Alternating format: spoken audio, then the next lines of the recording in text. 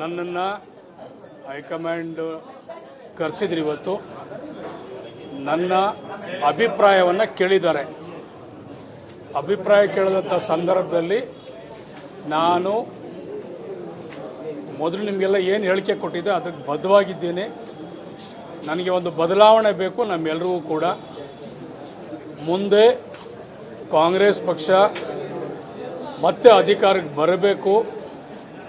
ನಾವೆಲ್ಲರೂ ಕೂಡ ಕಾಂಗ್ರೆಸ್ಸಲ್ಲಿ ಇನ್ನೂ ಹೆಚ್ಚಿನ ರೀತಿಯಲ್ಲಿ ನಾವೆಲ್ಲರೂ ಕೂಡ ಏನಾದ್ರೂ ಬೆಳವಣಿಗೆ ನೋಡಬೇಕಂತ ಹೇಳಿದ್ರೆ ಒಂದು ಬದಲಾವಣೆ ಬೇಕು. ಸೊ ಶಿವಕುಮಾರ್ ಅವರು ಸಾಕಷ್ಟು ರೀತಿಯಲ್ಲಿ ಹೋರಾಟ ಮಾಡಿದ್ದಾರೆ, ಸಂಘಟನೆ ಮಾಡಿದ್ದಾರೆ.